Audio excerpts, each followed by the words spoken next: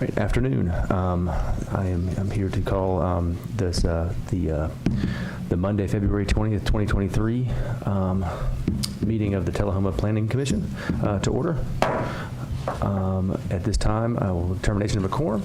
I see 5 present. Mr. Hall and Ms. Amok are absent. Seeing 5, we do have a quorum. And I would ask everyone to rise and Mr. Marvin Sellers to lead us in the Pledge of Allegiance. I pledge allegiance to the flag of the United States of America, to the republic for which it stands, one nation under God, indivisible, with liberty and justice for all.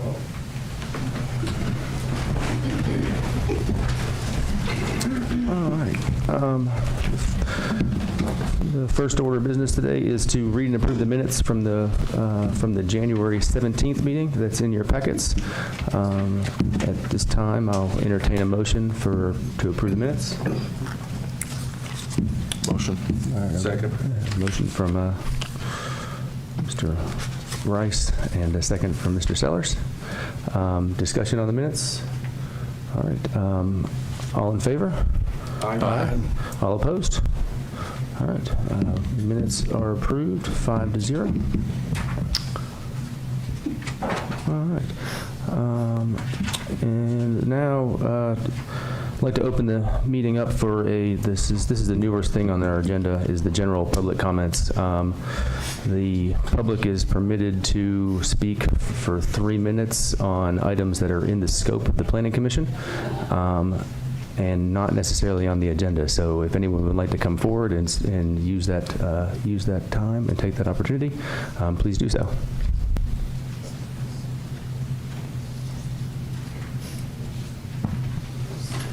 All right, seeing none, we will move on to reports from officers and staff. Ms. Samaniego.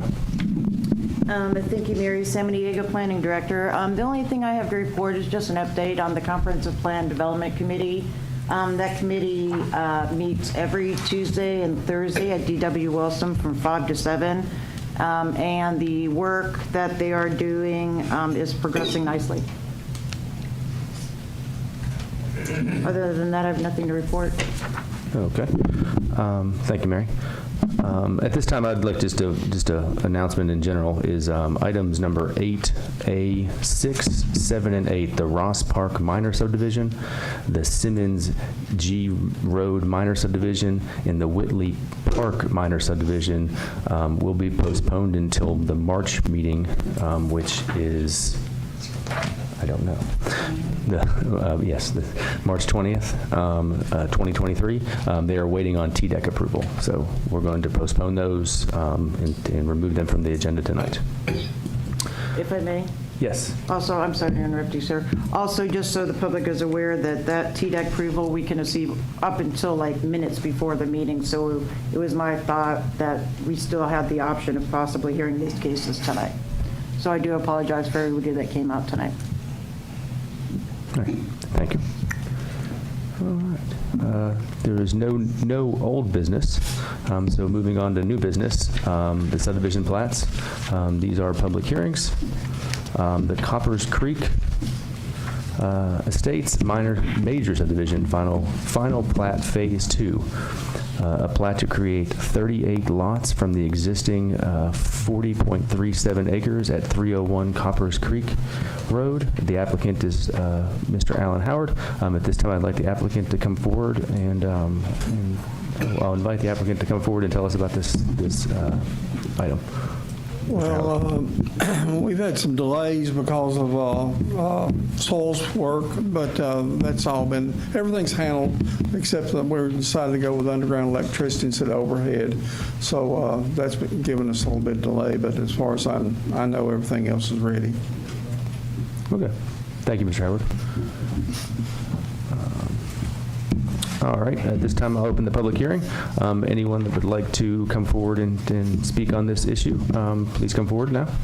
You're allotted the 2 minutes for this part of the public hearing, just for a note. All right, seeing none, I'm going to close the public hearing, and I will invite Mrs. Samaniego to speak on this matter. Thank you, Garrett, sir. Mary Samaniego for the record.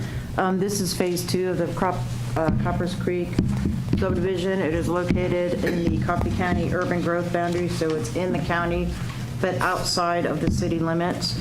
The preliminary plat for this project was approved at the March 21st, 2022 meeting. The construction plans were approved and all required infrastructure, except for final coat of asphalt, has been installed and inspected by applicable county staff. Each of the proposed lots are compliant with the preliminary plat. There are no comments from staff regarding this matter, so the final plat before you meets code. Saying that, staff recommends approval of the final plat in preparation for recordation. All right, thank you, Mary. All right, at this time, I'll entertain a motion. I move to approve. Second. Motion from Mr. Comer and a second from Mr. Rice. Discussion? All right. Seeing none, I'll call the vote. All in favor? Aye. All opposed? All right. Motion passes 5-0. Thank you, Mr. Howard. Next item of business, 424 G Road Minor Subdivision, a plat to create one lot from existing 22.99 acres at 424 G Road. The applicant is Mr. Bradley Broderick. I would invite the applicant to come forward and present his case. Ms. Samaniego. Thank you. I don't see them present. This was another instance where they are waiting on TDEC to give them their septic approvals. Unfortunately, this has been continued for a couple months now, so I would request that you formally continue it again till the March 20th meeting. Okay.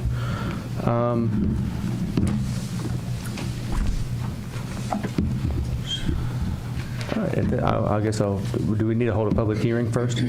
Or just, No, it can't be heard because it Okay. doesn't, you can't approve something that doesn't meet state statute. all right.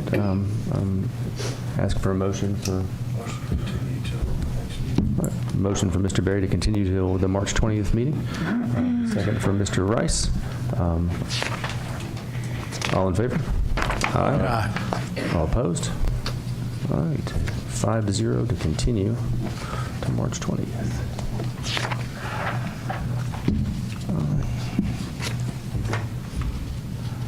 You're good? Okay. I just want to make sure I'm not getting ahead of you. All right. Item number 3, the Brown Throneberry Minor Subdivision. A plat to create one lot from the existing 23.17 acres at the 900 block of Throneberry Road. The applicant is James David Brown. At this time, I'd like the applicant to, I invite the applicant to come forward and speak on this matter.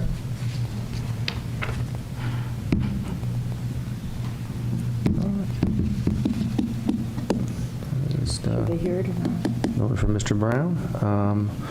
So open the, Yeah, it appears the applicant is not here. They do have their septic approval. okay. So it's up, I would say, unless the city attorney tells me you otherwise, that you could proceed with the hearing. You may proceed. Okay, thank you. All right. All right, I'd like to open the public hearing at this time. Anyone wanting to come up and speak on the Brown Throneberry Minor Subdivision, please come forward. All right, seeing none, I will close the public hearing. And Ms. Samaniego for the staff report.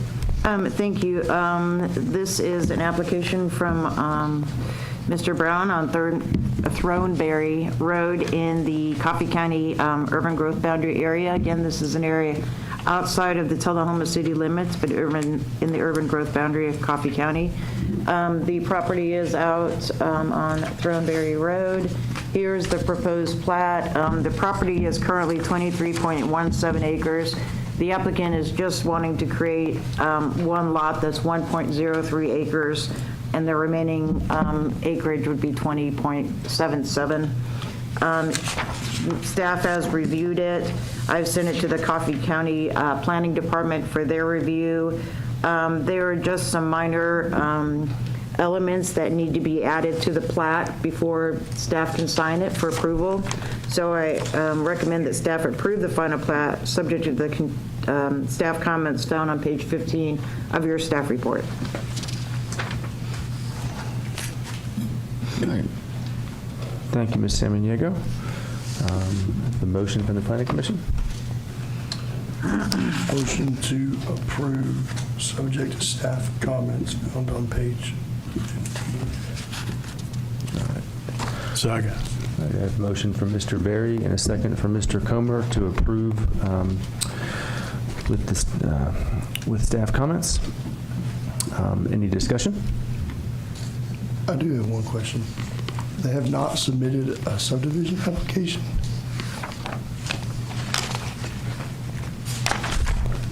Where do you see that? Oh, I'm sorry.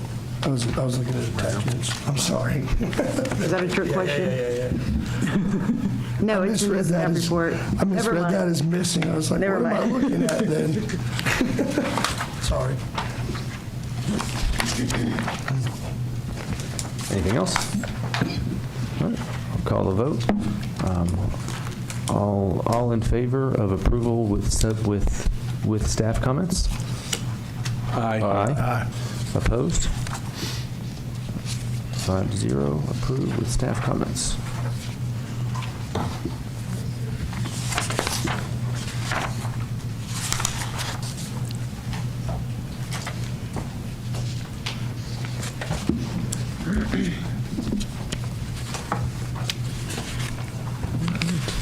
Item number 4, Flowertown minor subdivision. A plat to create 2 lots from existing .50 acres at 114 Flowertown Road. Applicant is Miss Jessica White. I'd invite the applicant to come forward at this time and speak on this.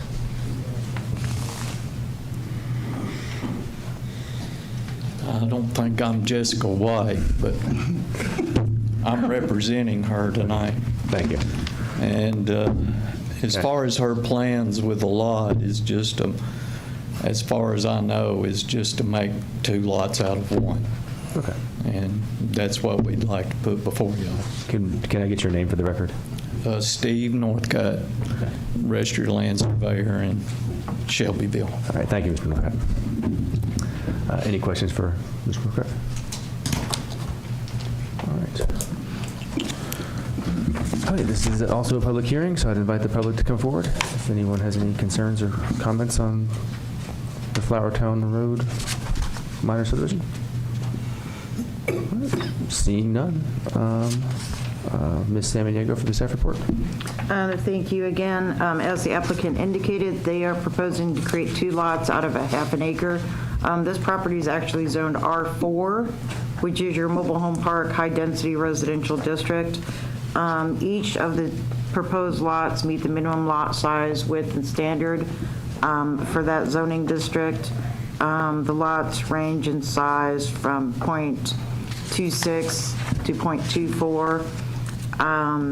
They will be required, they've been working with Tullahoma Utilities for water and sewer to get sewer to the property. And you can see the details of that information on page 21 of your staff report. Other than that, the subdivision meets all the criteria of the subdivision regulations. And so staff is recommending approval to the final plat, subject to all comments. All right, thank you, Ms. Samaniego. Motion? Motion to approve, subject to staff comments on page 20 and 21. Second. From Mr. Sellers. Any discussion? All right. I'll call the vote then. All in favor? Aye. Opposed? 5-0.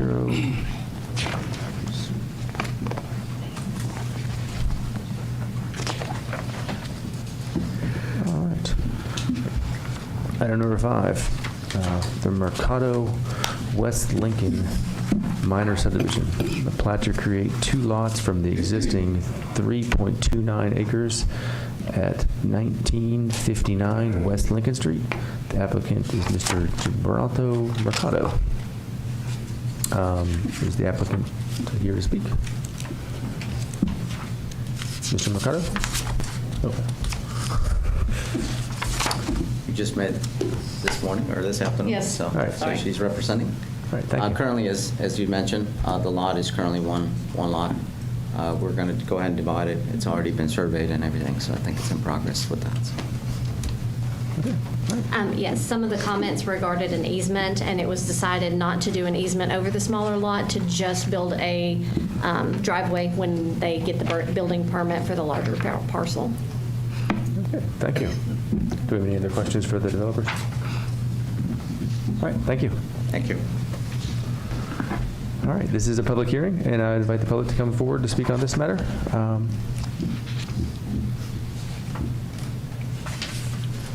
right, I'm close the public hearing.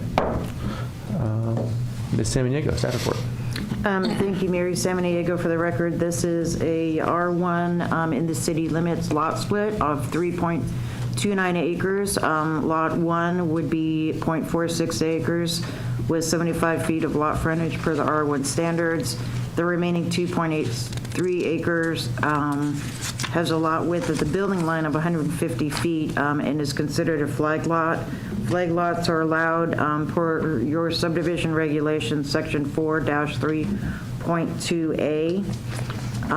Other than that, they have met all the criteria from the different members of the Development Advisory Committee staff, and there are some comments upon approval.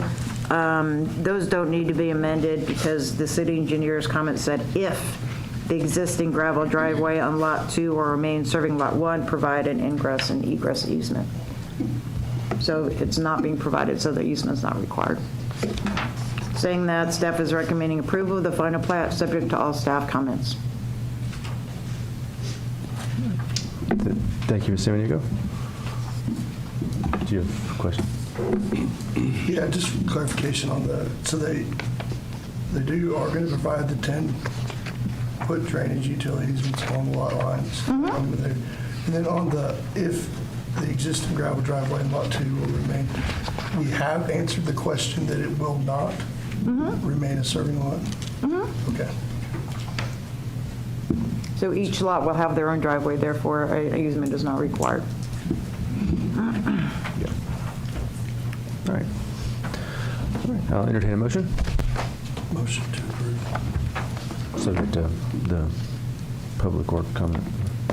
Yep. There's no comments, right? No, there are comments? There's a comment from Public Works. Yep. I miss it. It's right above the city engineer comment on page 26. Oh. I asked about it. Subject to staff comments. Okay. Second. All right, I have a motion from Mr. Berry and seconded from Mr. Rice for approval with staff comments from Public Works, and the city engineer's comment is not applicable at this point. So, any discussion?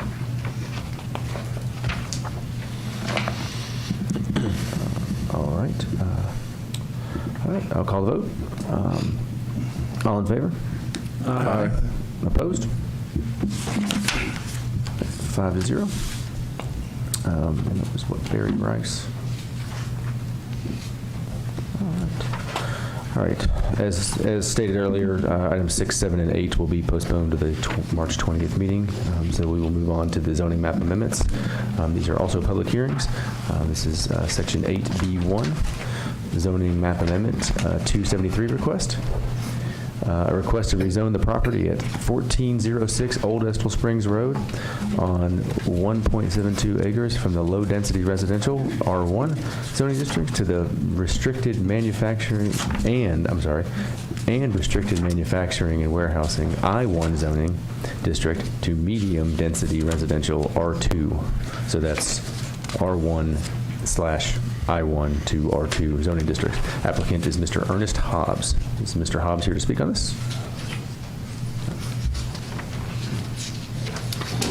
Yes, sir. I'm Ernest Hobbs, General Manager of Tennessee Homes. I'm just here for the application process. I don't know how much information that you want, but just a little background for folks that are here. We have relationships with relocation companies and large corporations in the Tullahoma area. And whenever they transfer employees and executives, a lot of these folks need housing, sometimes short-term housing. And this particular address was actually one of our employees was living there right before they got transferred. But it got struck by lightning back in November, direct hit, unfortunately, and it was total loss. So we think this would be a prime location for us to be able to put some short-term housing for these employees and executives that are transferred in, because some of them, they stay, some of them, they just are here for a limited time and then get transferred back or transferred to another facility. So we're just asking for permission to go ahead and rezone that, and then we will begin the research to find out, what we can put there and what will work. Okay. Any questions for Mr. Hobbs? All right, thank you, Mr. Hobbs. As a shameless plug, we are looking to pick up more houses, so if you know anybody trying to sell a house, send them our way. I'm curious about one thing. Yes, sir. The lot where the house was originally at, was that the lot that you had, and then the lot behind it, was that originally part of the same lot? It was, but they were two separate lots. So we had a surveyor actually combine those, so they're a total 1.72 now. Does that answer your question? Yes, sir. Okay. Anything else? All right, thank you. Thank you. All right. At this time, I'll open the public hearing. Any member of the public wishing to come forward to speak on the zoning map amendment 273 request, please come forward. State your name and address for the record, please. Good evening. I'm Melissa Wilson. I live at 1409 Old Estill Springs Road, directly across the street from the property that he is speaking of. This is my husband, Tim Wilson. We have a lot of objections to this, and there's a lot of people here that want to talk, so I'll just make it brief and go over a few. And while it sounds great that Mr. Hobbs says that that would be a great location for corporate housing, it's still duplexes, which decreases the value of our homes greatly. Other considerations are the traffic. That is a very highly trafficked road. It's very dangerous. I constantly am stopping at my driveway and looking behind me, hoping that someone's not going to hit me. Increasing the traffic by putting duplexes there, which I'm understanding he can put 3 to 5 there. That increases at minimum 6 new residences. The trash, I'm also understanding that the city will require a dumpster if it's 6 or more. I may be wrong about that, but that also means more trash. When trash day comes, we are constantly picking up other people's litter because there's so much trash there now. The traffic that's down the road, people are throwing stuffs in our yard. Sewer, property value, the overturned in tenants, the residence that was there was constantly turning over tenants with no control of who was living there. Anything else? Only other couple things I could add is I'm not sure what the city's plan is, but there is no edge on that road, and there's quite a few walkers that go up and down that street, right? So there's no sidewalk. I counted 25 repairs that's been done from this property back to the town, from either sewer or water. At some time, the road's going to have to be redone, obviously with extra traffic on it. We have several concerns. Do not have a concern about putting the house back like was there. I mean, that's what was there, right? Adding more houses seems to be just contributing to a larger problem. Thank you. Thank you.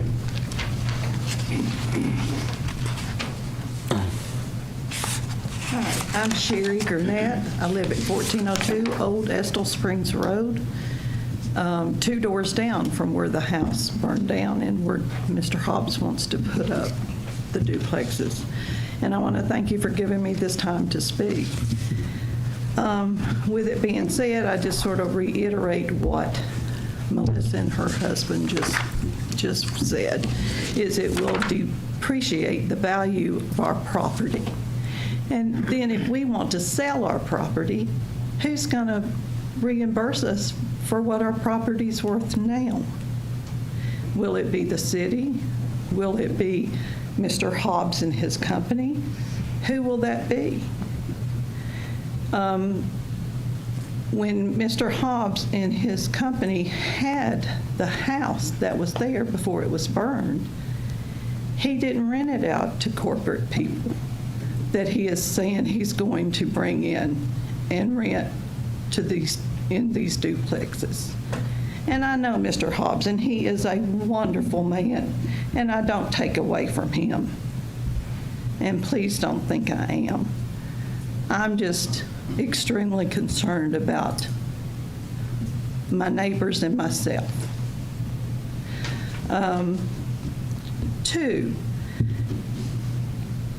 with that being said,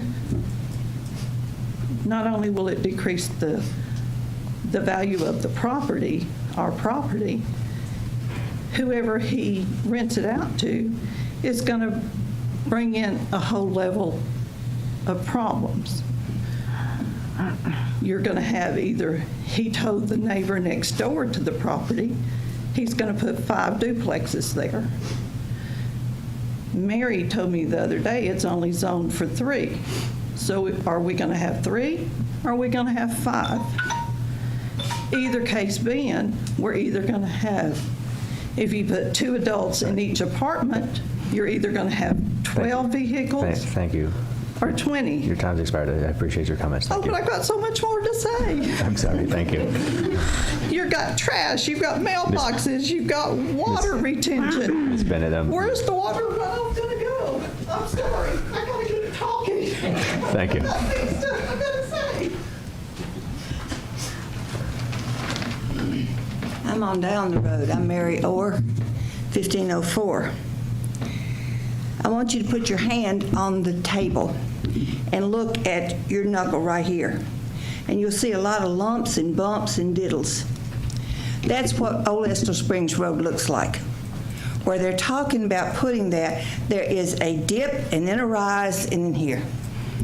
Some of our neighbors are scared in light to get out on the road, to pull out, to pull back in, because the traffic is on the 30 minutes. Why, I don't know, but it's on the 30 minutes. And we got the Old Estill Springs Speedway starting at 1300. At 1300, they have put up signs. It is 30. It's a double yellow line. They're going through that and going around. Coming back in, as it's been alluded to, we have all the repairs that were tried but haven't succeeded. We are not against somebody having a house that fits in the neighborhood.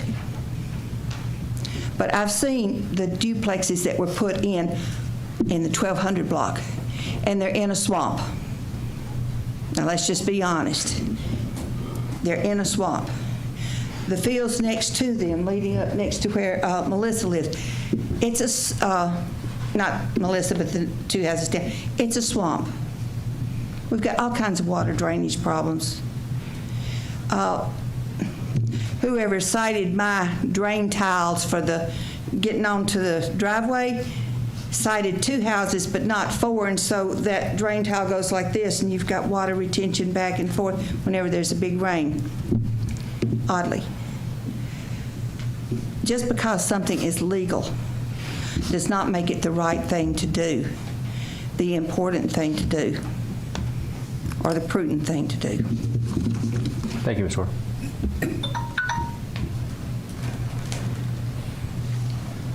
My name's Dan Abbott. I live at 1408 Old Estill Springs Road, and I agree with all these people. I have one more thing to add.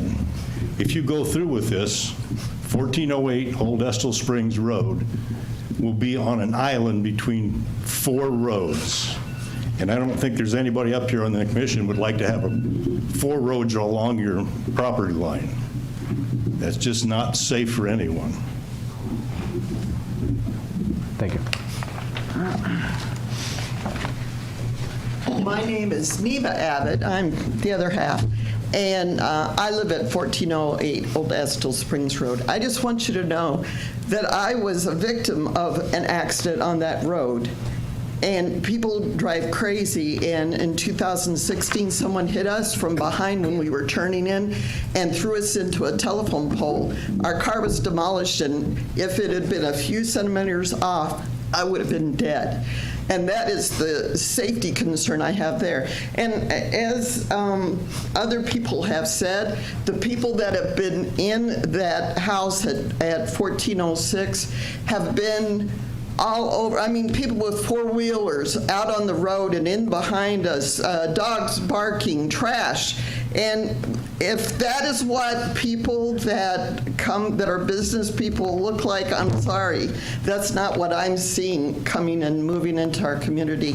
And I think what my husband was trying to say is that we have an easement next to our house. When we moved there, the realtor told us that it was not an easement, that it was just a shared drive.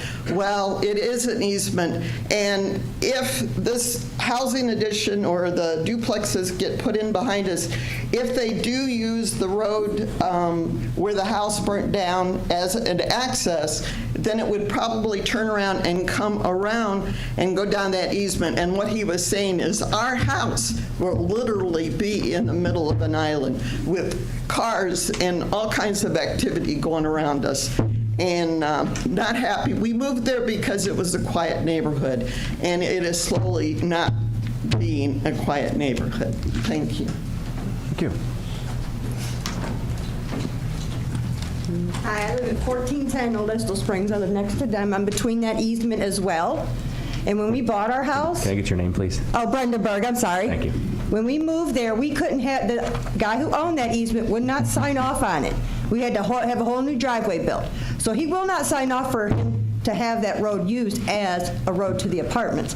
Another thing, I own the lot behind my house, which is not far from where he wants to build those. My house is where my family comes every holiday. I have my grandkids, my nieces and nephews. Everybody plays in that back lot, and I really don't feel safe for them being next to that kind of area. We bought it so we could have the peace and quiet that we do have. Thank you. Thank you.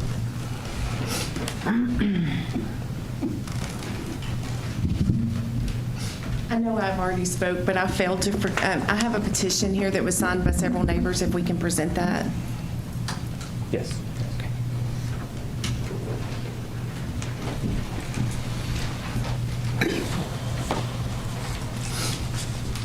I'm Keita Martin, and I live at 1404, right next door to the property that burnt. And my main concern is the water retention, because even on my back lot where we're putting the garden at, we have a trench around that, and it's still holding upwards of 6 inches of water. So if you put 5 duplexes there, the water's going to go somewhere. Our yards hold water. It's very bad for mosquitoes and so forth. And like they were saying, we've got walkers up and down that road now with no sidewalks, no anything. They're in your yard. We have more than one occasion had to have the law out there due to people there. And no regards to brother here, but the people there have not been the best of neighbors that has been in that house. And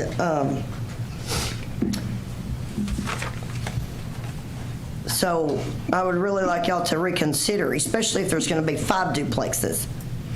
That's a lot of people, a lot of neighbors. You don't know who you're going to have in and out of there. I'm a widow. That concerns me, living there next door to that. Thank you. Thank you.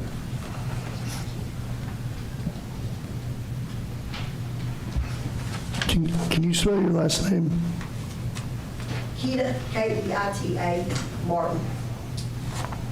M-A-R-T-I-N. I meant first name.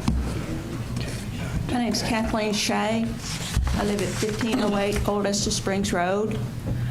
You know, it's fine and dandy to be able to provide housing for corporate people to come and go.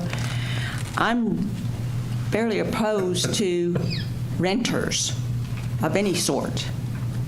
I had renters next to me, and they took that guy for all he was worth. They filed for bankruptcy. He had to repurchase the house, fix it back up, put it on market to sell, and it sold in 2 weeks. I'd much rather have someone who is a permanent resident who has invested more into the property than just a come-and-go renter, corporate or not.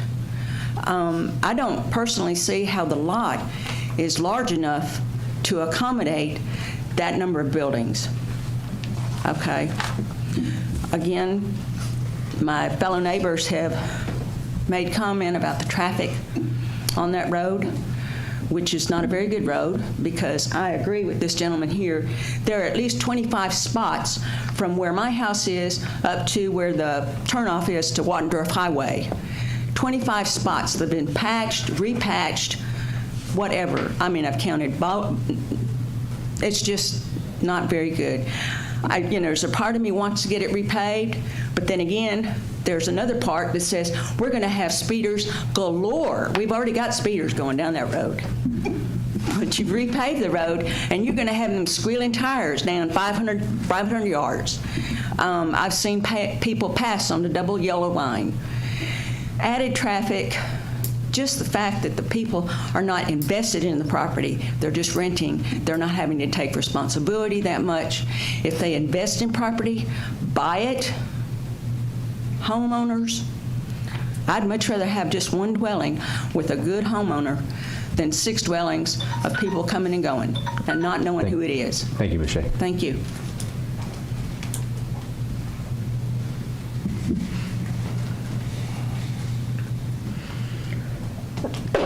Anyone else care to speak on this? All right. I'm going to close the public hearing, and I will turn it over to Ms. Samaniego for the staff report. Thank you. Mary Samaniego for the record. Again, this property is at 1406 Old Estill Springs Road. It's currently zoned low-density residential R1 and manufactured and warehousing industrial I1. And he's requesting to go to medium-density residential R2. Here is the subject property. Again, it's on Old Estill Springs Road, where there is a recently demolished house, and it includes the property behind it. Here is the comprehensive plan land use map. So this is the 2011 comprehensive plan that was adopted by the city. That is the operating plan for the city. The property is highlighted in the gray box. So the front of the property is in the medium density residential land use category, which means that per the plan, anything that's in bright yellow is recommended to have either houses or duplexes within the R2 zoning district. The purple behind it is actually an industrial land use category. So the back of the property, including the farm behind it, per the 2011 comprehensive plan, is slated for industrial uses. Here's the current zoning map of the property. The light yellow color is R1, which is a single-family zoning district, single-family houses only. And then the light purple, again, is a light industrial zoning district, which allows light industrial uses. Here's the existing kind of development pattern in this area. Kind of maroon color is agricultural or vacant property, and kind of the fuchsia color are single-family residences. I did a field reconnaissance on the street, and there are no duplexes in the surrounding area of this property as far as existing development patterns. Old Estill Springs Road, per the City of Tullahoma Comprehensive Transportation Plan, is classified as an urban collector. So, as you know, collector and arterial roads are designed to handle increased modes of traffic. Other than that, if the applicant were to receive the R2 zoning district, given that the acreage of the site is 1.72 acres, and there's 43,560 square feet in an acre, you have to have 20,000 square feet of land per duplex, So that means the maximum entitlement would be 3 duplexes on the property. Again, that's maximum entitlement, but he still has to be able to fit 3 duplexes on the property. So sometimes even though he would have the right for 3 duplexes, he still would have to get a driveway in, retention, utilities, this and the other, that and the other. So he might not be able to actually fit 3 duplexes on the property. So I wanted the public and the planning commission to be aware of that. That would be the maximum number of units you could have, 3 duplexes, so 6 units. Saying that, given the designation of the property in the medium density residential and industrial land use categories, and that it's on a urban collector road, staff is recommending approval of the rezoning, saying that the existing development pattern is certainly something that you could evaluate through your recommendation, given that there are new duplexes in the area. But from a staff's perspective, based on your codes and plans, I'm recommending a favorable recommendation to the Board of Mayor and Aldermen based on the findings of fact per section 1006E of the City of Tullahoma zoning ordinance, which is found in your staff report on page 50 and 51. Thank you, Ms. Samaniego. Any questions from the board for Ms. Samaniego? Yes, I have one. I'm a little bit confused between this comprehensive land use map and the existing land use map. Is the comprehensive land use map based on the 2011? Yes. Thank you, production. So this is the comprehensive plan land use map. This is the 2011 comprehensive plan. This is the map that goes with that plan. Okay, so and so the what's comprehensive exist? land use map is saying, this is what, per the plan, in the future, we want the land to be used for. So per the plan, everything that's in dark yellow can be R1 or R2. Everything that is in purple is envisioned to be industrial. Then we go to the zoning map. That is the map that says, per today's zoning laws, what you can do with the property. So right now it's zoned R1. He can only do single-family houses. He's wanting to change that zoning to R2 so he can do duplexes. Then the existing use map is what's actually out there. So what's actually out there are houses and farmland. So I give you all 3 so you can see, per the plan, what is recommended for the property, what the current law exists, what the current law allows per the zoning, and then what the actual existing development pattern in that area is. You need to help me with one other thing. I'm colorblind, and I can't tell what these, on this existing land use map, what that color is, and I missed what you said. So could you tell me what that zoning is on that? I apologize. I wasn't aware of that. He's pointing at the residential. The existing use map, Yes. it's up and down Old Estill Springs Road. They're all houses or farms. A what? All houses or farms. There are no duplexes in the immediate area existing. Bill, that color is identified as residential all the way down there. Okay. All right. Thank you. I will make a note of that and perhaps use different types of Well, a lot of patterns. times I can tell, but on this particular. Yeah, map, it's I tricky. can't. Okay. All right. Anything else for Mary? Or? Yeah, Mary, those ones that are zoned residential, are those all R1? On the zoning map, yes, that is all, light yellow is all R1 zoning. The blue that you see in that corner is R3, which is undeveloped. And then the light purple on the zoning map, that is zoned I1, which is industrial zoning. So with it all being R1 there, which one of his properties is, I guess R2 would be completely different from everything else there. But with the industrial piece back there, I don't see that supported by. Yeah, let's get a motion before we go into discussion. Okay. Yeah. Okay. Yeah. I make a motion to deny. Okay. Motion to deny. Any seconds? All right. No seconds. Any? I'll second. Okay. Just for the sake of Motion on the being floor able to discuss. Let's get the wording right. Please. Let's get the wording right.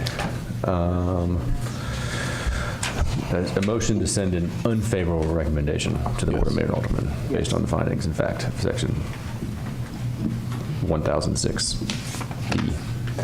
And that's from Mr. Sellers, second from Mr. Rice. All right. Discussion. Yeah, I have a question finish my thought with Mary.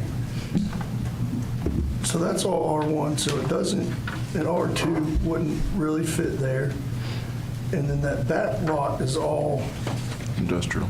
and that zone into R2 doesn't seem to fit with the 2011 comprehensive plan use, right? Only part of it.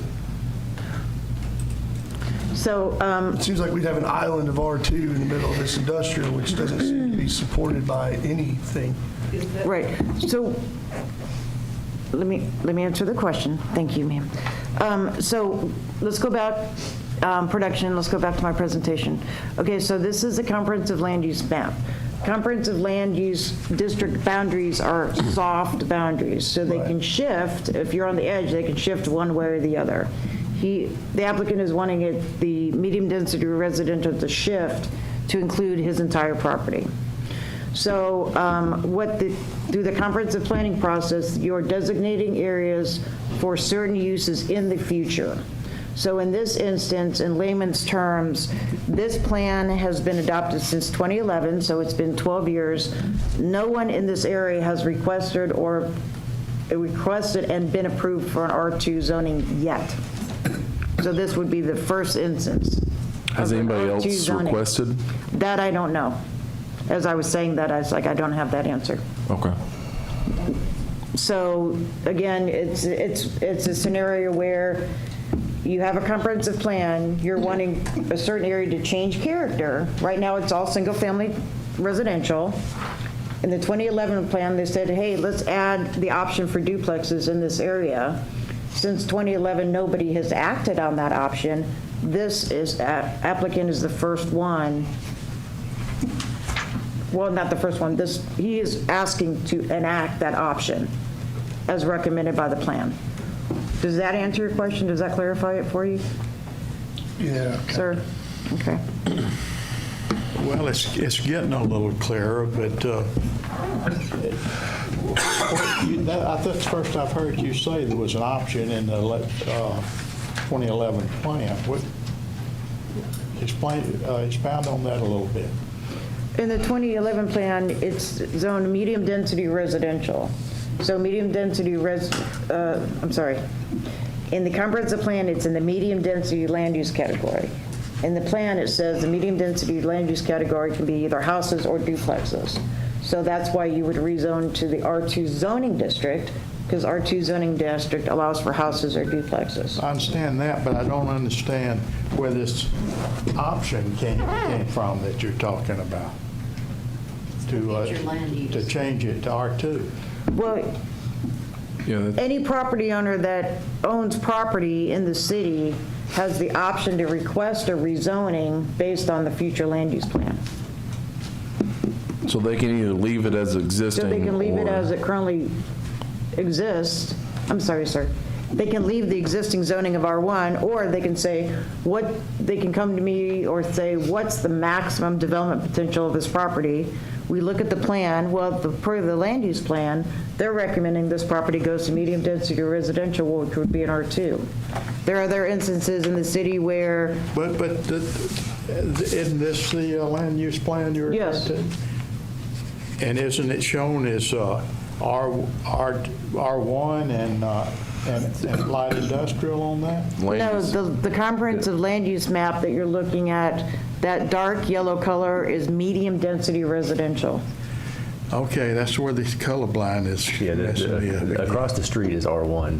Across the one is low density. Again, we're in the plan, we're not in the zoning code. Across the street is low-density residential. So for the future plan, they said, leave that area single-family residential. However, across on this side of the street, they said, we can increase, we're recommending to increase density to allow duplexes. That makes sense, Bill? Yes, now that I understand it. I've been It made thinking sense all along then. this plan was showing it R1, but it's not, you say. Yeah, the whole, I guess that's the southwest side of that street is is in the comprehensive plan designated to be R2. And since you said that, you know, it's kind of grayed on the edges of the zoning, so the property used to be 2, part of it used to be industrial, so it would make sense now that it's 1 that the industrial could become R2, or the R2 really could become industrial. Right. Usually, again, with land use map designations, the boundaries are kind of loose. Usually, they don't follow individual parcel lines. They just draw straight lines here and there to kind of designate, like, this area over here is commercial, this area over here is industrial. And if you're on the edge, you can kind of flex the line one way or the other. Okay. Zoning lines are hard lines.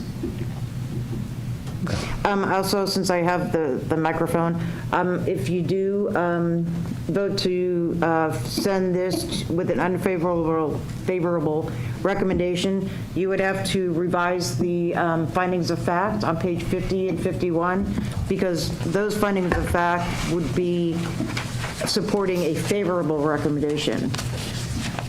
You have to have findings of fact to support your motion, so you would have to review these 3 findings and state for the record your support of these questions that is supporting an unfavorable recommendation. But I guess that's my next question. May I say something? I guess that's my next question as well is, and I appreciate the comment by Ms. Orr, but it was just because something is legal doesn't mean, but on this board, we're a regulatory board, and we don't have the option to, we all sat through the training, and things that are unacceptable for us that we're not allowed to make decisions based off of are, it might increase traffic. I don't want it to affect my property value. I don't want people back there. Those are things that aren't, according to that training we had, they aren't legal reasons for us to say no. It's a little bit different, I guess, kind of at the Board of Mayor and Alderman level, is we have a little more flexibility, I think, versus this board, you just don't have. So my question to me, you know, if it was just this first half of the property where the original was before they split, I would have a difficult time saying no. But I look at this back half that's sitting in the middle of industrial, and unfortunately, because of circumstances, we're stuck on the 2011 plan. And that's what the 2011 plan says. So that would be my only difficult thing is if the property wasn't combined into one, are there any legal, is it legal for us to say no? Not unless we come up with a hard reason. Is that valid It's legal for you to enough? say no. Yes, it is, of course. If you don't believe this is appropriate rezoning. Now, what Ms. Samaniego says is you got to have reasons why you want to do that, as you just pointed out. Right, so, thank you. Mr. Shepard, his motion. So, even though the land use map says that we can, I don't think anybody in this audience knew that when 2011, when this map came out, it was not made with their agreement to make it residential medium density. I bet if you ask anybody in this audience today, they would say, no, I didn't agree to that. The city decided to do that without asking everyone. Now, I don't remember this coming about. I've been here for 40 years, but I don't remember when this modification of the comprehensive, I think this is sort of what we got into with the the last one we've been talking about is that a lot of people in the city did not know exactly what was going to happen with these proposed changes of land use, because when you look down that road, every house in there is residential 1. I mean, that's low density, and just because I want to say just because you can, according to the regulations, doesn't make it right. I mean, I don't think it was right that the city back in 2011 made all of this residential areas medium density just because you would like to see it all be tore down and put up duplexes. That's not the intent of, I don't think, of what the city really wanted to do. They wanted to have an option, but you don't have to use the option, is my opinion on this. Every house on that road is a single-family dwelling, and just because there's an industrial part to it, I think when the property was bought, it was R1, and it still is R1. It should have been known that's what you would build there is back R1. I think that if you refer back to our training, really, our obligation is really to what the land use map is and whatever our plan is.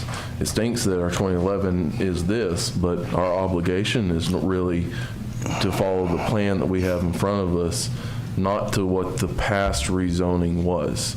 So right now, our obligation is, unless we come up with a physical evidence that say this, we should not do this. Unfortunately, them coming up and saying that is not physical evidence. If they would have had a,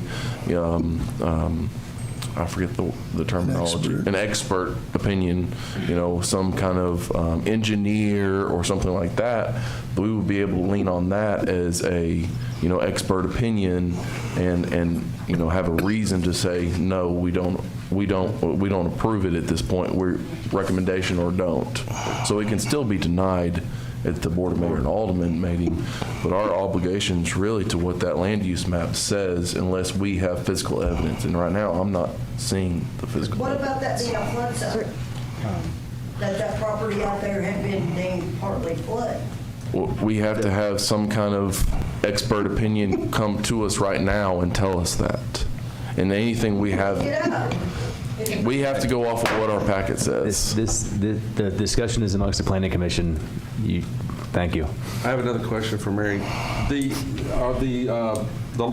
lot that was industrial, was it originally deeded with that piece of land that was R1, the house that burned down?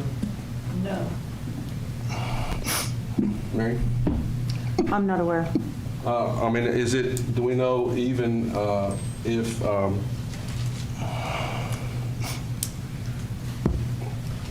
well, if it was bought and combined, does it have to be, what happens when you take two pieces of property that are different zoning and you want to treat them as one? What is the regulations there? The current the applicant owns this entire piece of property that has 2 zoning districts. Zoning districts run with the land, not with ownership. Okay, So if I buy 5 different lots that are next to each other and there are 5 different zoning districts, then it's one big lot with 5 different zoning districts. So in theory, the R1 lot could stay R1 and the I2 could go to R2. Is that correct? No, it's Say that one again, lot please. now. No, she said it's 2 lots. He No. owns 2 lots. No, it's one lot. He combined, the applicant stated on the record that he combined it. Staff approved the combination so of it the is- lot. So okay, it's it was one- combined. It's one lot with 2 different zoning districts on it. So if we can't rezone the 2 separate ones at this point, we have to rezone it as a whole now that it's one property, correct? That would be a new application because you're changing the request. Okay.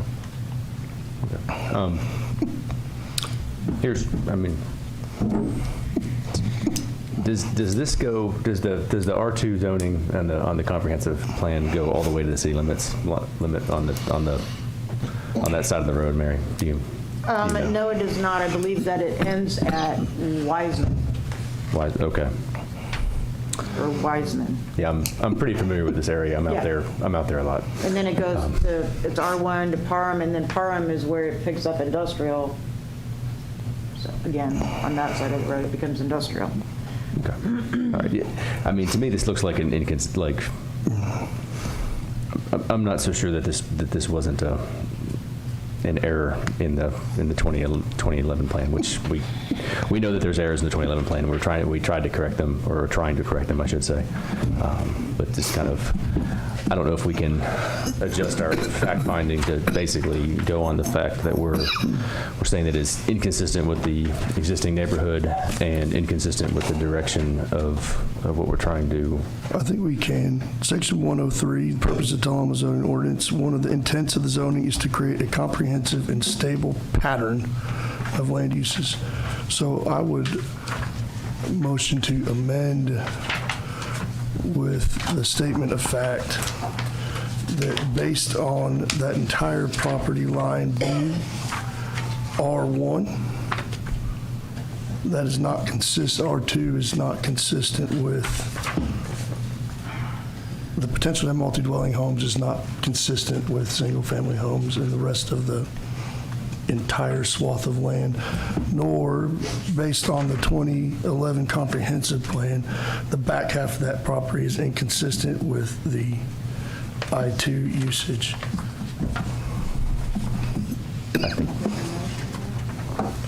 He's amending the motion, and I second. Right. So we're amending the statement of fact that the R2 multi-dwelling is inconsistent with the current stretch of R1 and does not create a stable pattern of land use per section 103. And the back half of that property, zoning that to R2 would be inconsistent with the 2011 comprehensive plan. Let me see if I can say that for you too. You have a motion for, right now we have a motion on the floor for to send an unfavorable recommendation to the Board of Mayor and Aldermen. And a second.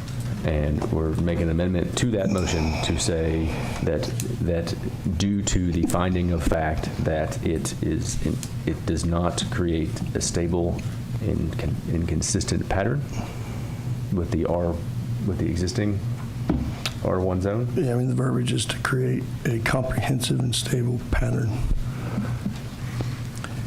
With the R1 zone nor the I1 zone. Mr. Chairman? Yes. I have a point of order. Even though I seconded that motion, according to my understanding of Robert's Rules of Order, you can't amend a motion that essentially, in essence, reverses the intent of the original motion. It's the same motion. It's just adding statement of fact. But in effect, it reverses that motion because his motion was to deny. That's what this is. To deny it. His motion was to deny it. And my amendment is adding the reason to that, to deny it. Okay.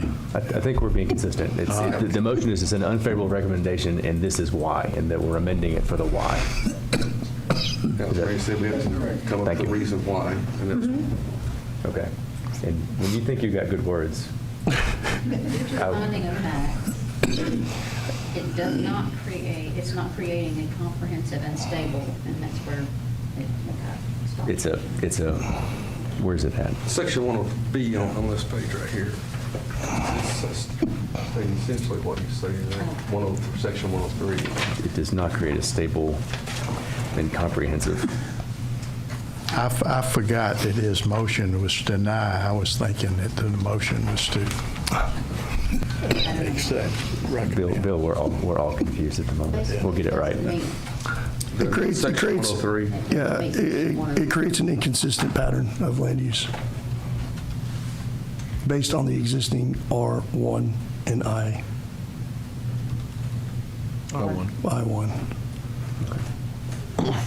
Now, what you residents do need to take into consideration is that is a giant swath of I1 back there. Excuse me, Mr. Berry. That's why we all bought the land strips behind our houses, to prevent some things from happening at the city level.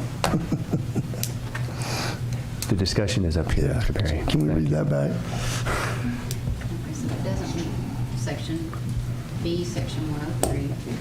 Okay, so we would say that it's inconsistent with section 103 with the ability to create a, I don't know. Let me write this. That's probably better. Yeah, and what was the second? You're going to get it in a second. He's going to write it down. Then you finish copy it.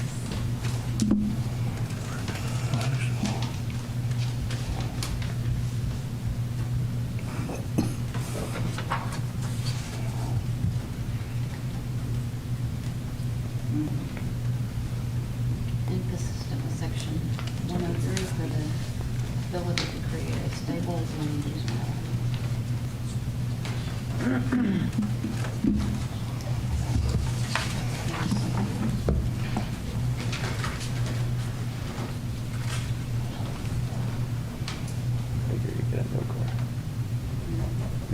You can no, I'll read it.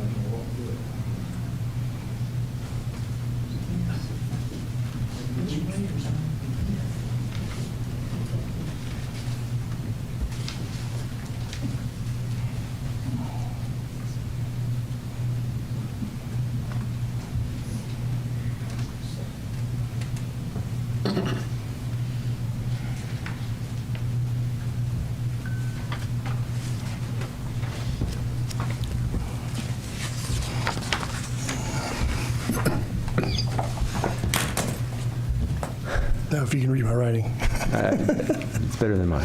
Not Dr. Gray. All right. Rezoning to R2 creates an inconsistent land use pattern with the existing R1 and I2 land uses in the 2011 comprehensive plan. So the amendment is, you know, we have an amendment to add that to the existing amendment. Is that To deny. I got a first from Barry and a second from Comer for that. All right. Discussion on the amendment. I think we've already had plenty of discussion. Okay. All right. Vote on the amendment to that. All in favor?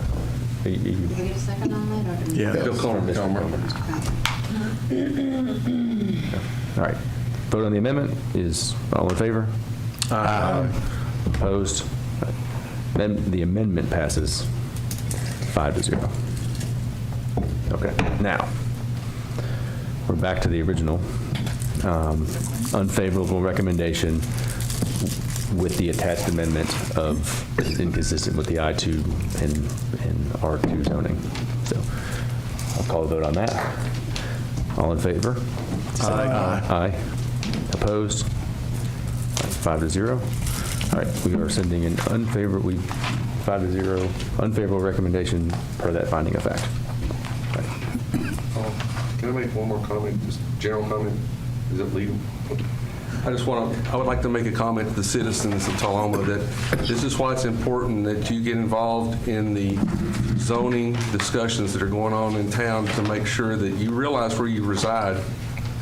Just as far as when we get ready to make this new comprehensive plan, it's very important for the citizens to be involved in this. Thank you. Thank you, Mr. Sellers. Thank you. All right, moving on.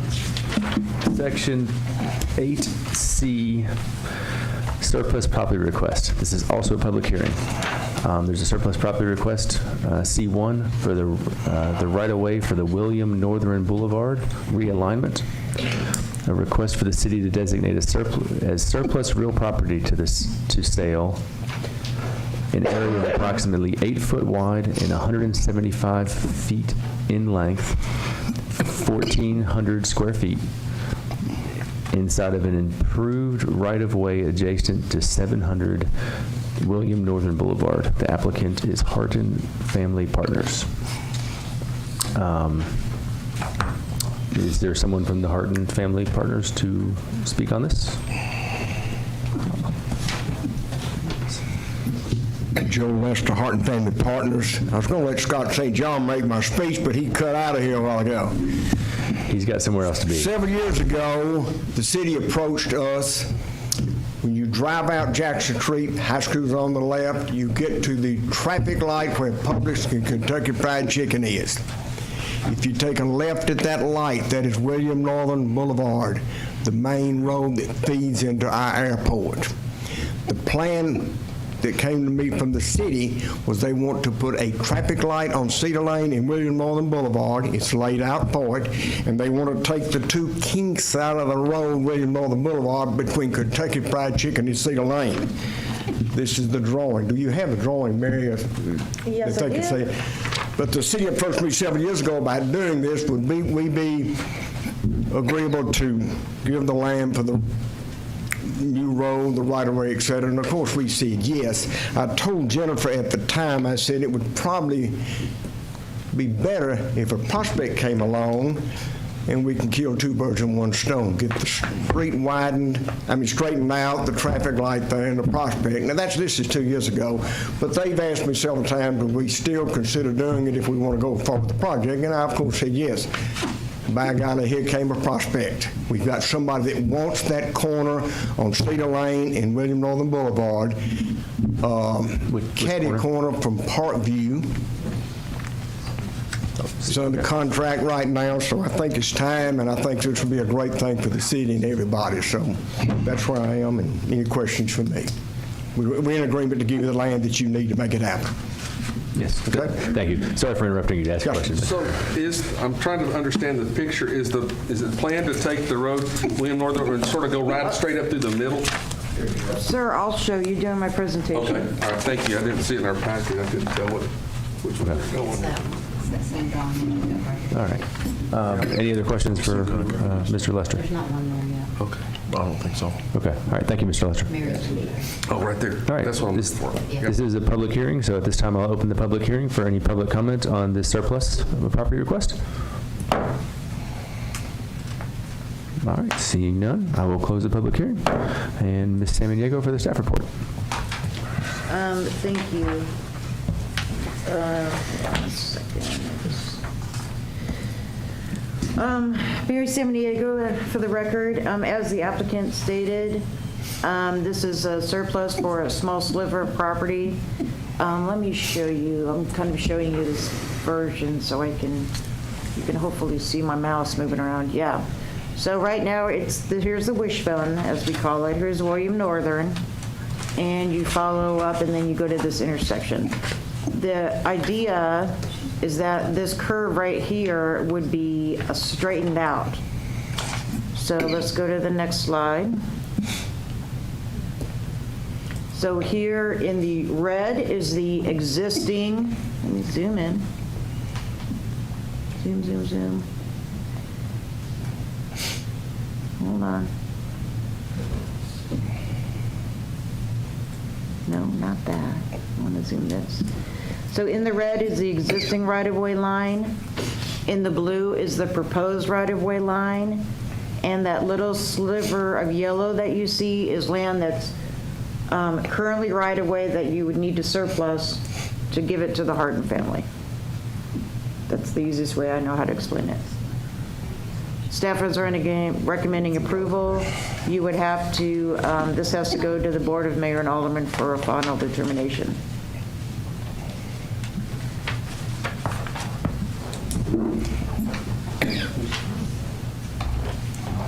Thank you, Mary. You're welcome. All right. Any questions for Mary on the? All right. I'll entertain a motion. Wait, I have a question. Can the city actually give it to the Harton family, or does it have to go to public auction? What the process is when and if the property is surplus, it would have to go through a public auction process.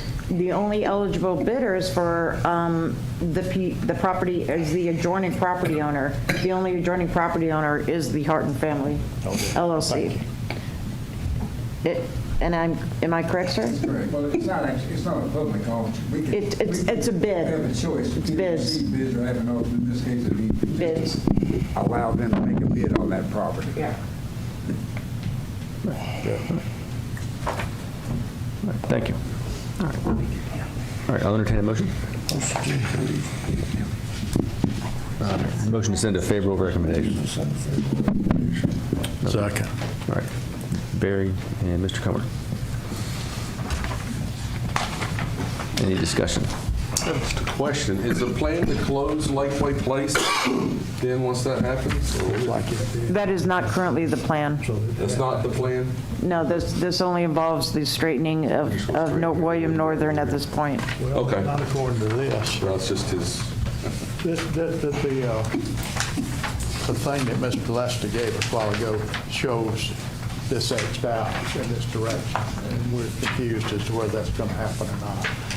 That I don't know what the applicant presented to you, but as far as the merits of this case before you tonight, that I'm aware of, it's only for the straightening of William Northern. But if you straighten that like that, then you don't have access to that left-hand fork there. What Mr. Lester shows here makes some sense. Joe, can you tell Can I us see what he presented to you, please? what that means, where you had it Xed out? They may want to ask you some questions. We haven't seen that either. Let me see if I understand your question, Mary. What do these X's mean? Are you going to get rid of the road that goes around to Lakeway Show Place? this Xed out here. No, we've got to keep this to have access to the. Why'd you X that out there? That's just the copy that I had to show you that. All right. That's wrong. Okay. I just gave that to him to show. That's why I was asking the question. No, we're not going to do away with that because we've got to get to the back of the naval cost and that medical center. How do you, where you have access from this to that? We're going to come right in here. We're going to come right in here and parallel back to the, right here. Okay, well, Scott St. John's got all that. This is an old copy, only to show the straightening of get the key cap. Okay, gotcha. No, we're not giving that up. They got to have it to get to the back of the building. Okay, just Okay. Thank you. I would keep that. To clarify, production, can you please go back to my presentation? Again, the blue line is the proposed realignment, and so it goes all the way down and will connect into the existing pavement. So really, they're just getting rid of that red area right through here, the sharp curve. They're straightening it out. As of right now, Lakeway Place will remain intact, and we'll continue to tee into this newly realigned William Northern. Do you see it? You got it? Okay. I assume that the new straightened out road will be the through road and there'll be a stop sign. Yeah, because it's come into a T. Let me finish here. It's come into a T, so yes, it would have to be a stop sign as opposed to it merge. Yeah. Is William Northern, is it an arterial? Yes, it is, sir. Okay. With this, it's not shown on this, I'll call it an engineering sketch. Because is Cedar Lane sidewalk on page 53. Will that include improvements to the thoroughfare there and remove the or put sidewalks there? As you're aware, there's on that road there is trails that show the need for a sidewalk on that road. So what is your specific question? The improvement of that road, does that include sidewalks and the infrastructure to go with it? Yes, I believe that was part of the delay of this project, is to anticipate as we propose sidewalks along this William Northern portion, that we are working with the ultimate right-of-way. We don't want to put in sidewalks within the right-of-way, and then the right-of-way line moves and they realign the road, then we have to take the sidewalks up and move them again. So we're trying to, first step is to get the right-of-way properly aligned, and then we'll work on the actual project of implementing or building the road and the sidewalk. Okay, thank you. That is already been budgeted. Pending budget approval. You already have this one We've done? already budgeted, it's paid for. We just need it all through, from the trailhead down by where America's Golf used to be, all the way up to Jackson Street. It's already been forward. On William Northern? Mm-hmm. Okay. I knew it went up Cedar, but I did not know it went up, okay. That's my mistake. We don't advertise that enough. Just one side of the road though, right? Correct. That's unfortunate.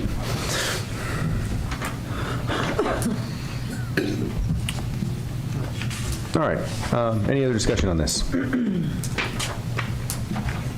All right, I'll call the vote. All in favor to send a favorable recommendation for the, what is it? Send a favorable recommendation for the, that's the wrong page. Right-of-way surplus. Vote aye. Aye. Opposed? All right, 5-0. Favorable recommendation to the Board of Aldermen. All right. And Section D, text amendments. This is also a public hearing. Text amendment ZTA, Zeta Tango Alpha, 232. Text amendment for the zoning ordinance for the fence height and indoor recreation use of C1 Central Commercial Zoning District. There is no applicant, so I will start with the public hearing. Anyone that would like to come forward with to speak on this text amendment, 2 minutes and 6 minutes.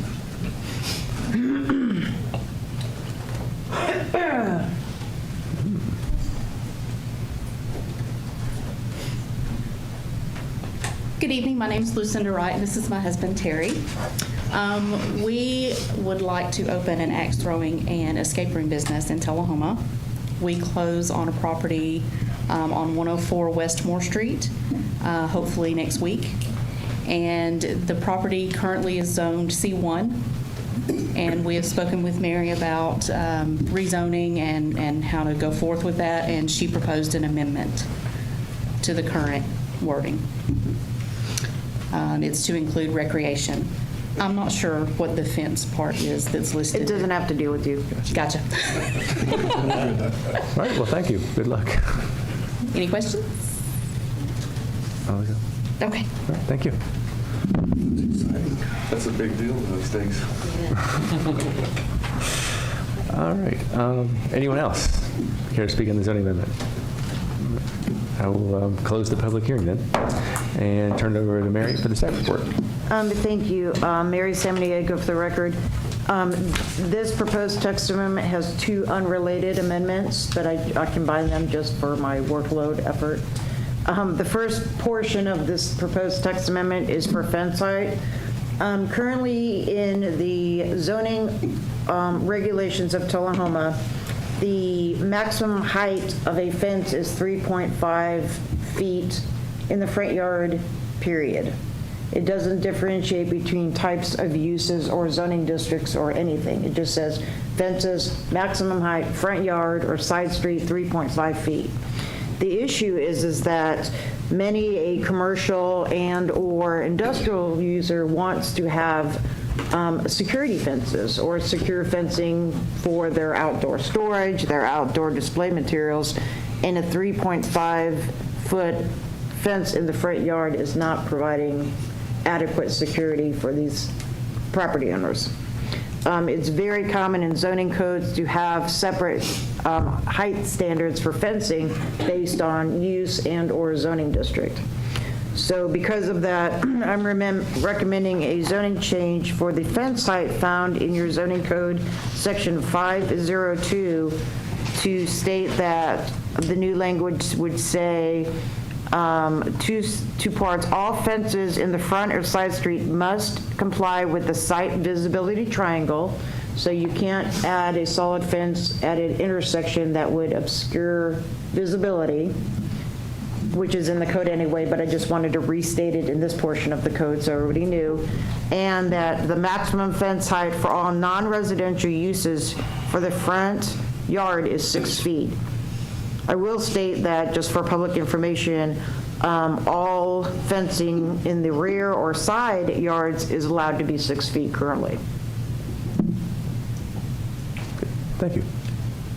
So do you want, we can maybe do discussion one at a time if you want. One aspect at a time. there any questions about the fencing? I have a question on fencing. Is the 6 feet high enough for security fence? Typically, that's appropriate height. If they had something that they wanted to block. Can you pull down your mic, please, sir? I'm sorry. I'm 6'1", and this dude's taller than me. So at a 6-foot high fence, say I had we've got government contractors, say they had a facility that they didn't just want to keep people out, but they wanted it high enough to where somebody's not just peeking over and looking. It is, I can understand not having a 100-foot tall fence, but is 6 foot, is there any hurt in having a 7 foot or 8 foot? No, just typically 6 foot is the standard. One question I have is, say that the fence is 6 foot high, and then some people put razor wire, barbed wire above it. Is that included in the height of the fence? Does that make sense? Because that's common for Correct. some. And we don't have any prohibition for razor wire or barbed wire, I believe, in the city's zoning ordinance for fencing. I wouldn't include that in the height. Okay. I will say that, again, it's kind of not my expertise, but just being next to the building department, I do know that once you start getting up to 7, 8, 9 feet, you start running into like wind load issues. You have to have engineered drawings. You start having to have engineered drawings, and it's more expensive. However, if the property owner wants to pay for it and go down that route. But if they wanted to put in a 7-foot fence, then they would have to put in the engineering. That would be my only, I guess my only question is there any hurt in it? And if I'm trying to keep people from peeking in, I mean, not everybody in here could peek in, but I could peek over. You could peek over. I'm trying to remember the beer bottling on Washington. It seems like they've got a new fence around there, but it seems like it's taller than 6 feet. Is that, you would call that fence that they put up on, is that what I'm talking about? Are you bringing stuff up? Are you getting somebody in trouble? No, well, I'm trying to think. It seems like I've seen fencing that's higher than I'm talking about I'm talking, again, I'm just talking about in the front yard along the road.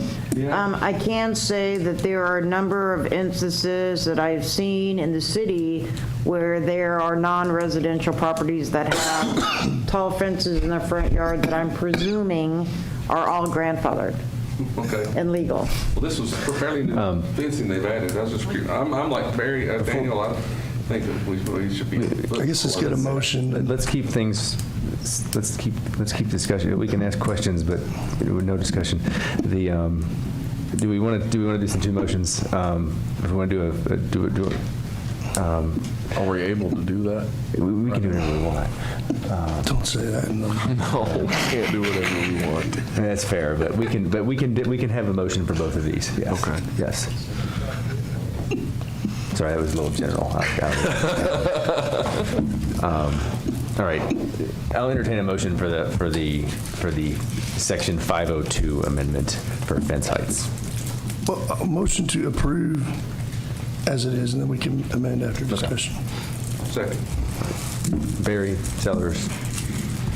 We had a motion for section 502 to approve the fence height. Okay. Discussion. So my question would be for Mary, and when I'm thinking generally about, we're trying to attract DOD contractors and things like that, and so that's where I'm thinking there. Is it going to, I know that you put a lot of work into this, and I'm not an expert. Is it in understanding that it would require them to do engineering, but if you've got somebody coming in to do that and they need that bad enough, I mean, I don't want to see 30-foot tall prison-style fences around here, but would taking that to 7, 7.5, is that going to, do you foresee any issues? No, not from a zoning perspective. Not from building it, as long as they have the required engineering document.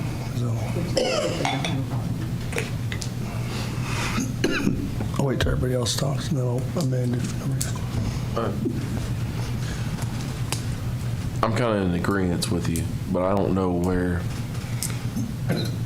if we don't stop it at 6, where it's hard for me to know personally what is tall enough for a lot of those people. I don't know. Some of it is due to regulations, what they have to do possibly, if it's DOD and such, but I don't know what that is. Mary? I'm sorry to interject. Just something to think about. Fence standards are something that one could always ask for a variance before your Board of Zoning Appeals if they had a peculiarity of the site. So if there was an instance, say, theoretically, that a user comes in and per some federal regulation or some, I don't know, ASHTO, some regulation, they have to have a 10-foot fence around it. They would just simply come in and ask for a variance. Do you see what I mean? Okay. Gotcha. Mr. Comer? This is a maximum and not a requirement to have a 6-foot fence or 8 foot or whatever. It's a maximum. And I don't see anything wrong with going to at least 7 feet on it and let a person build whatever size fence he wants up to 7 feet.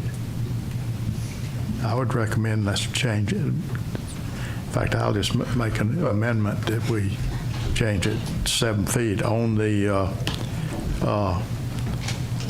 non-residential. I wanted to clarify that. All right. Are we amending this original motion then? Yeah, we have amendment to change the front and rear sections for the non-residential users to 7 foot. Front, rear, and side. For front, And rear, and all side. those boxes. All, yeah. Everything here. In that box. Yes. Point of clarification, all sides? Well, there you have front 6 foot, rear 6 foot, side, lot side, and side street. And change them all to 7, 7, 7, 7. Thank you.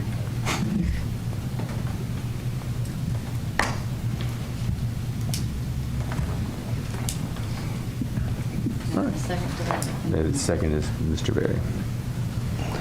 Discussion on that amendment? All right. Hearing no discussion, we'll vote on that amendment. All in favor of changing it to 7?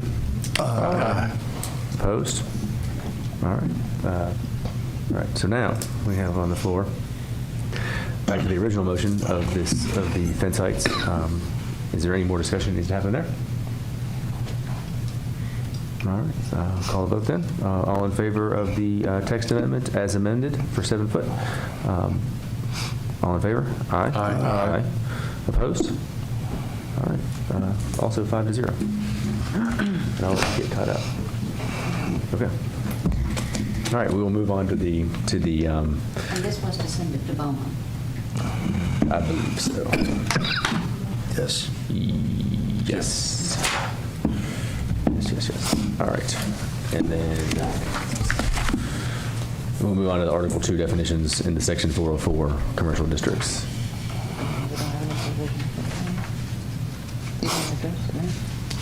I'm sorry, legal counsel was consulting. What was your question, sir? I was just we're ready to move on to the Article 2. Okay, so if we look at page 67 of your staff report, we have the definition of indoor recreation, the existing definition of indoor recreation, and then we have the list of all allowable uses in the C1 zoning district. The C1 zoning district is your downtown central commercial zoning district. Just for public education and people in the audience, the current allowed uses in the C1 zoning district are business or financial services, so offices and banks, commercial retail sales and services, drinking establishments, so bars, family and group daycare facilities, public library, public services, so those are typically governmental offices, public utility stations, restaurants, excluding fast food, and microbrewery, micro distillery, and micro winery. So those are the only allowed by right permitted uses in the downtown district. Now, as the public speaker came up and said at the podium, they are wanting to put an indoor recreational use in the C1 downtown zoning district.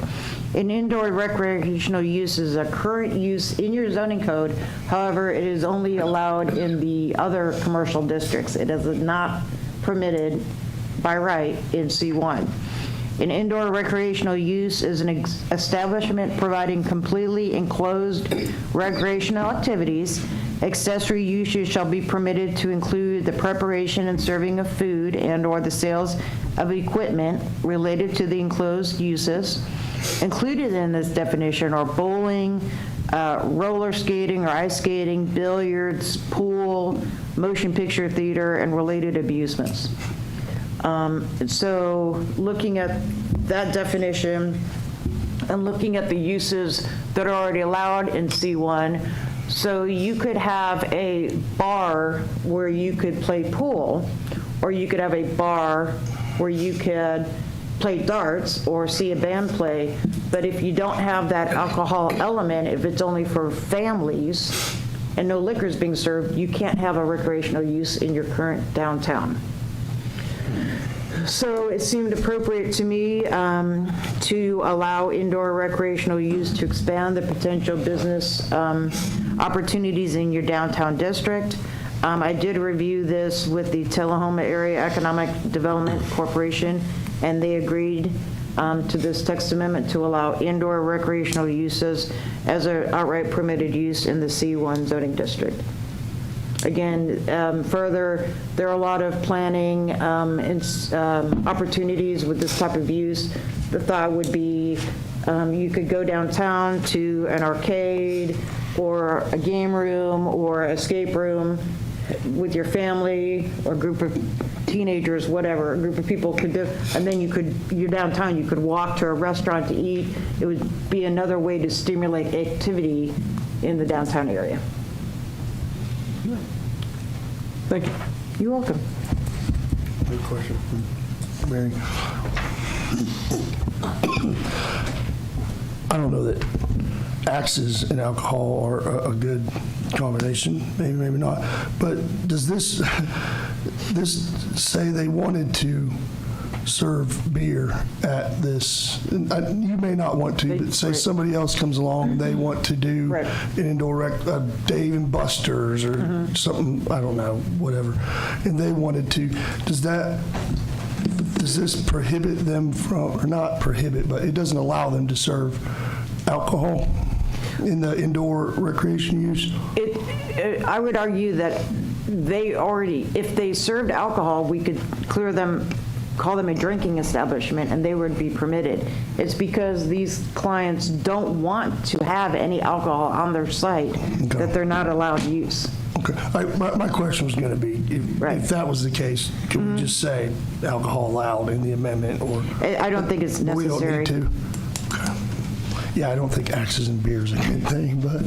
And further to that point, I do know that you do have current existing indoor recreational uses in town in the other commercial zoning districts that do sell liquor currently. In C1? No, because it's not allowed, no, in C2 and C3, in C2. But they could, after this, those could be in C1 if they want. Okay. And still serve alcohol? Correct. Okay. All right. Have a motion to ask for a motion. Motion to send a favorable recommendation to the Board of Mayor and Aldermen. For the amendments noted for Section 404 commercial districts. And they just were the football. Since we split it into two, we should probably clarify that. Second for Mr. Rice. And discussion. Anyone? Cover? Anything else, Mr. Berry? All right. Call the vote. All in favor? Aye. Aye. All opposed? Hearing none. 5-0. Send a favorable recommendation for amendments in Section 404 Commercial District. All right. With that, that is the end of our agenda, so I will call to adjourn. The next meeting is Monday, March 20th at 4:30 in this room. Thank you.